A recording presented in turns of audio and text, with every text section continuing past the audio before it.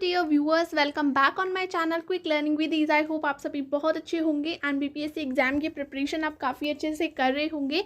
इससे पहले हमने वीडियोस में क्लास 6 की साइंस के 2 पार्ट कर लिए हैं जिसमें हमने 12 चैप्टर्स कंप्लीट कर लिए थे। आज की वीडियो ये लास्ट वीडियो है जिसमें हम क्लास 6 की साइंस को कंप्लीट कर देंगे, जिसमें हमारे लास्ट 6 चैप्टर्स हैं और हमारी पूरी बुक कंप्लीट हो चुकी है। इसका जो पीडीएफ है पूरी बुक का वो आपको मिल जाएगा मेरे टेलीग्राम चैनल पे, वहाँ पे जाके आप पूरे नोट्स देख सकते हैं। ठीक है, तो वीडियो को स्टार्ट कर देते हैं बिना देरी के। अगर आपने इसके पार्ट 1 और पार्ट 2 नहीं देखे हैं तो आप चैनल पे जाके देख लीजिएगा। ठीक है, और ये लास्ट पार्ट है। तो हमारा जो 13 चैप्टर है वो है प्रकाश। तो प्रकाश के बारे में ये अब जो चैप्टर्स हैं काफ़ी छोटे छोटे हैं, तो बहुत थोड़ी थोड़ी बातें हैं।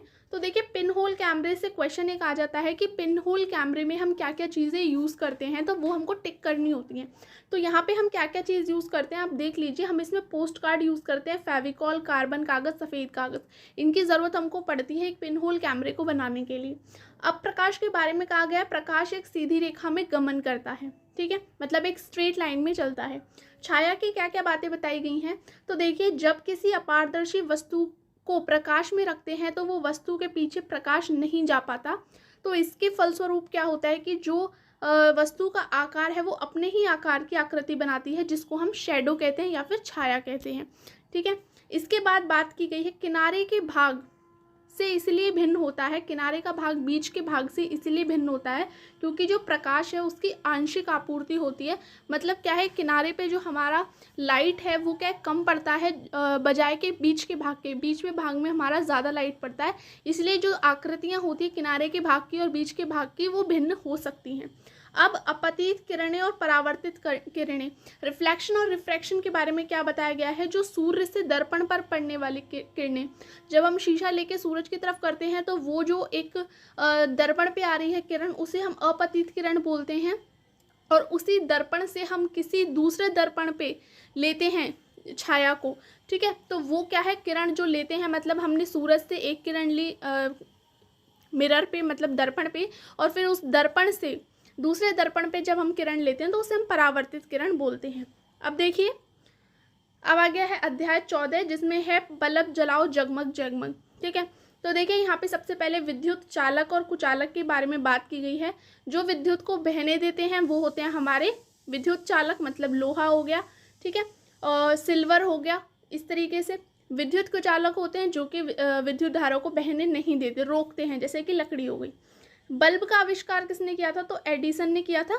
ठीक है, बल्ब की जो कुंडल होता है वो एक खास धातु से बनता है जिसको हम टंगस्टन बोलते हैं। ठीक है, बहुत छोटी छोटी बातें दी गई हैं जो कि सिर्फ आप सुन लीजिए, सब आपको पता होंगी। नेक्स्ट है अध्याय 15 जो कि है चुंबक के बारे में। तो जैसा आप जानते हैं कि जो चुंबक के अपोजिट पोल्स होते हैं वो आकर्षण करते हैं और जो सेम पोल होते हैं वो रिपल्शन करते हैं, विकर्षण करते हैं। चुंबक के हमेशा 2 पोल होते हैं। क्वेश्चन ये आ जाता है कि अगर हमारी चुंबक सिलेंड्रिकल शेप में है तो क्या उसका एक ही पोल होगा, तो नहीं, हमेशा चुंबक के आपको 2 पोल मिलेंगे। ठीक है, दिशा पता करने के लिए हम किसी यंत्र का यूज़ करते हैं तो दिक्सूचक का यूज़ करते हैं। जो बार मैग्नेट होती है वो हमेशा क्या है, नॉर्थ साउथ डायरेक्शन की ओर ही दिखाती है। ठीक है, तो वो हमेशा पॉइंट आउट करती है नॉर्थ साउथ डायरेक्शन को। अब आ जाता है हमारा 16वां चैप्टर जो कि है जल के बारे में। तो देखिए, पृथ्वी पे टोटल जल की मात्रा है 97.5, ये बुक में दी हुई है इसलिए मैंने आपको एक बता दी है। स्वच्छ जल की मात्रा है 2.5 और जो मानव और जंतु पी सकते हैं, मतलब पीने के लिए जो उपलब्ध जल है वो केवल 0.003 है। दक्षिण बिहार में सूखे की स्थिति बनी रहती है। बुक में दिया हुआ है कि दक्षिण बिहार में हमेशा सूखे की स्थिति रहती है और उत्तरी बिहार में बाढ़ की स्थिति बनी रहती है। ठीक है, तो ये दोनों आप याद रखिएगा। और ये है इसके बाद जो वाटर डे है, वर्ल्ड वाटर डे, वो आपका 22 मार्च को बनाया जाता है और नेशनल वाटर डे आपका 14 अप्रैल को बनाया जाता है। अब हमारा 17 चैप्टर है जो कि है वायु के बारे में। ठीक है, तो देखिए वायु के बारे में क्या क्या बातें बताई गई हैं। वायु स्थान घेरती है, वायु का कोई रंग नहीं होता और वायु के आर पार हम देख सकते हैं, मतलब पारदर्शी होती है। ठीक है, अब क्या है, वायु स्थान घेरती है। इससे एक आपको एक्टिविटी दी हुई है कि हम किसी खाली बोतल को जब पानी में डालते हैं, ठीक है, और हम उसको पूरा उल्टा करके डालते हैं, तो क्या है, पानी उसके अंदर नहीं जाता। वो क्यों नहीं जाता? क्योंकि उसके अंदर वायु ऑलरेडी प्रेजेंट होती है और वायु को बाहर निकलने के लिए जगह नहीं मिलती, इसलिए पानी अंदर नहीं जाता।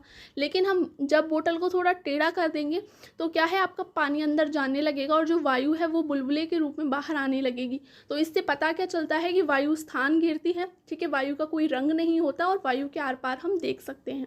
नेक्स्ट है कि चूने का जल दूधिया क्यों हो जाता है? तो CO2 की वजह से हो जाता है। ये एक एक्टिविटी के माध्यम से बताया गया है और वो एक्टिविटी ये है कि क्या है कि जब हम चूने का मतलब एक पानी के अंदर चूना मिलाते हैं और उसके बाद उस पानी को छान लेते हैं।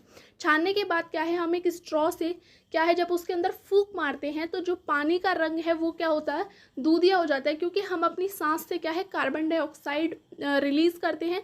इस वजह से क्या है, जब चूना कार्बन डाइऑक्साइड से रिएक्ट करता है तो उसका कलर क्या हो जाता है, दूधिया हो जाता है।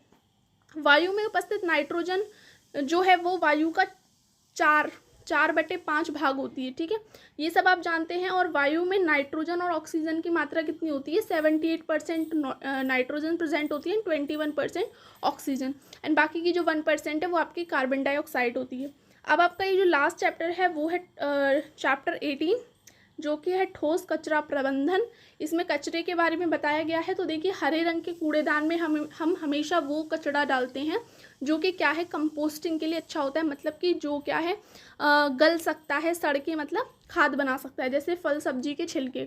और नीले रंग के कूड़ेदान में हम हमेशा प्लास्टिक की चीज़ें या फिर जो भी अन्य चीज़ें होती हैं जो कि ईजिली क्या है, डिकम्पोज नहीं हो पाती, हम वो डालते हैं। जैव विघटनीय पदार्थ और जैव अविघटनीय पदार्थ क्या होते हैं? तो जिनका विघटन आसानी से हो जाए, जैसे कागज, सूखी पत्ती, ये सब क्या है, विघटनीय पदार्थ हैं। लेकिन अविघटनीय वो होते हैं जिनका विघटन आसानी से ना हो पाए, जैसे कि प्लास्टिक। इसके बाद लास्ट आप अपनी वाटर साइकिल को देख सकते हैं यहाँ पे। तो देखिए, वाटर साइकिल में क्या है, सबसे पहले यहाँ पे बताया गया है, जैसे ये वाटर है जो कि यहाँ पे प्रेजेंट है, ये क्या है, इवेपोरेट होता है। इवेपोरेट मतलब उड़ता है, मतलब वाष्पन होता है इसका, और ये क्या है, बादलों में जाके जम जाता है, ठीक है। और जो क्या है, जो पेड़ों की पत्तियां होती हैं उसके ऊपर से भी पानी क्या है, ट्रांसपिरेशन की हेल्प से एटमॉस्फेयर में जाता है और ऊपर बादलों में जाके जमा हो जाता है, ठीक है। बादलों में जब जमा हो जाता है तो जब बादल भारी हो जाते हैं पानी के दबाव से, तो क्या है, वहाँ पे कंडेंसेशन की फॉर्म में, मतलब कंडेंस हो जाता है वहाँ पे जो वाटर है, और जब बादल भारी हो जाते हैं तो वो बारिश के रूप में क्या है, नीचे आ जाता है जल, जिसको हम प्रेसिपिटेशन बोलते हैं, ठीक है। और जो पहाड़ होते हैं उनसे क्या है, ये जो वाटर नीचे आया है ये नीचे चला जाता है ग्राउंड में, और फिर वापस से क्या है, धरती में जल आ जाता है। तो इस तरह से क्या है, ये वाटर साइकिल चलती रहती है। तो ये वाटर साइकिल आपको पता होनी चाहिए थी।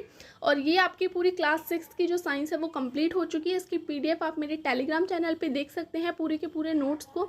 और अगर आपको हेल्प हुई है तो चैनल को लाइक, शेयर, सब्सक्राइब ज़रूर कर दीजिएगा। और इसके बाद हम क्लास 7 की साइंस को स्टार्ट करेंगे। फिर मिलते हैं एक नई वीडियो के साथ, जब तक के लिए थैंक्स।